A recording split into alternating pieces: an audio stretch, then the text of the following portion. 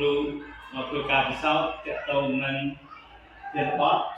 សង្កេតសមាធិគីមីក្នុងកោសិកាបរិបជាតិទាំងជំពូកទី1គឺកោសិកាមេរៀនទី1សមាធិគីមីក្នុងកោសិកាអញ្ចឹងដើម្បីពិសោធន៍បានយើងត្រូវមានសម្ភារៈដូចតទៅមានបន្តាការពារផ្នែកការពារបន្តាការពារភ្លើងໄວៗណាហើយមួយទៀតគឺស្រោបដៃពីអកលស្លឹករុក្ខជាតិគឺអង្គុយយកស្លឹកព្រីងយកមកប្រកាសសោតមានកត្រៃសម្រាប់កាត់ស្លឹកហើយជើងតម្រោនិងដង្កៀបពីបំពង់សាហើយដាក់កែបដង្កៀបគៀបពេលដែលយើងដុតហើយវាពីរមានឈើហើយនឹងដែកហើយនឹងមួយទៀតគឺបំពង់សាហើយមួយទៀតនោះគឺឡានដើម្បីយើងគ្របបំពង់សា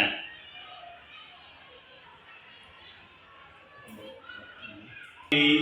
រៀបរាប់សម្ភារៈហើយគឺយើងចូលដល់ដំណើរការពិសោធន៍គឺបងត្រូវដាក់បំពង់សាឲ្យឃ្លាតពីអកលហ្នឹងចម្ងាយវាប្រហែលជា1សង់ទីម៉ែត្រគៀបវាមកវារៀងត្រង់តិចមក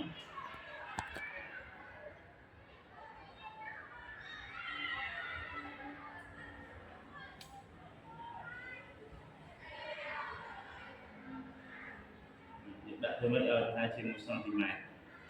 បើយើងដាក់ហើយ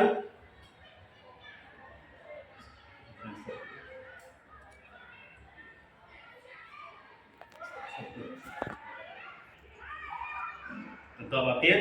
គឺដើម្បីឲ្យងាយស្រួលសោកក្នុងកំសាករបស់យើង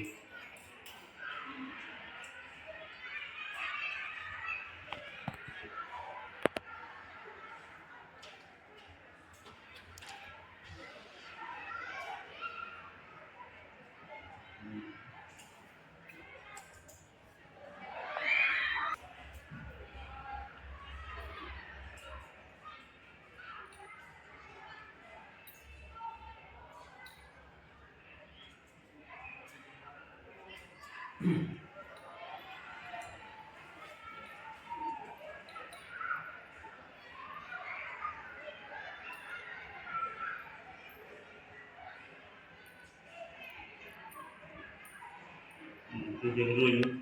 ស្លឹកឲ្យមកដល់ក្រៅកំពង់សាមកយើងសេរីវាស្មើ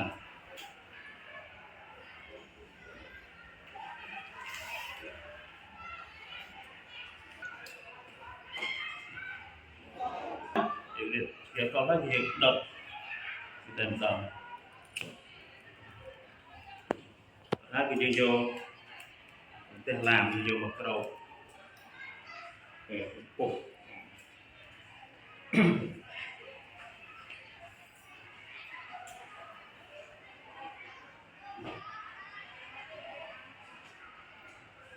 ហើយយើងសង្កេតមើលតើនៅក្នុងបំពង់សាកហ្នឹងវាឃើញអីមានអីទេគឺមានផ្សែង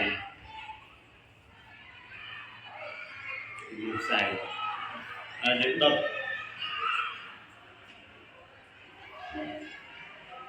មានផ្សែងហើយយើងសង្កេតមានអីទៀតសង្កេតឃើញអីទៀត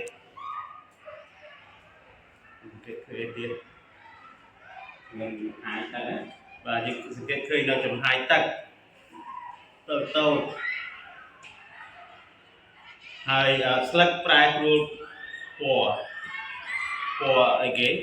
ពីពណ៌ខៀវទៅពណ៌ខ្មៅ យើងដុតវា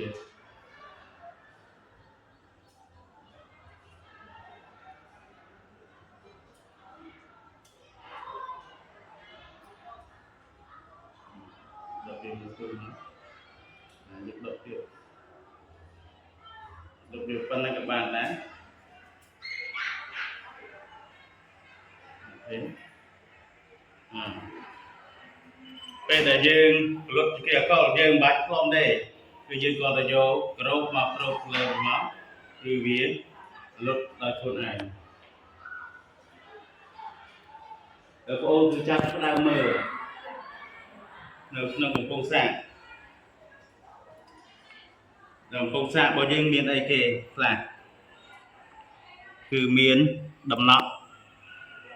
ទឹកហើយនឹងផ្សែងlạiហើយស្លឹករុក្ខជាតិគឺប្រែប្រួលពីពណ៌ខៀវទៅពណ៌ខ្មៅ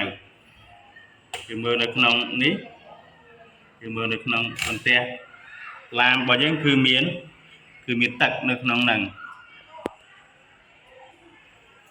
ឡាមនៅក្នុងកំពង់សាករបស់យើង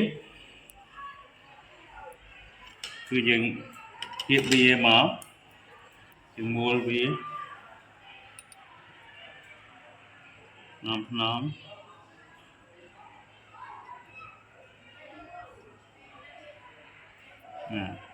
្ចឹងយើងសង្កេតឃើញគេឃើញមានដំណក់ទឹកហើយនឹងមានសារធាតុផេះឬសារធាតុខ្មៅរបស់ស្លឹកដែលយើងដុតហ្នឹងដុតហើយដល់ទៅវាទៀតហើយគឺមានដំណក់ទឹកហើយពេលយើងដុតនេះគឺមានផ្សែងហើយសារធាតុដែលយើងដុតវាឆេះនេះគឺវាមានសារធាតុកាបូននៅក្នុងហ្នឹងអញ្ចឹងបងចង់បង្ហាញពីសត្វនេះបង្ហាញថានៅក្នុងស្លឹករុក្ខជាតិគឺវាមានសារធាតុគីមី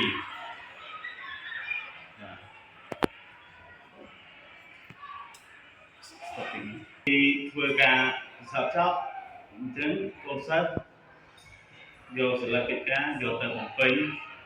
រៀងខ្លួនដើម្បីគោលមកឲ្យគ្រូអញ្ចឹងការសอบសូមចប់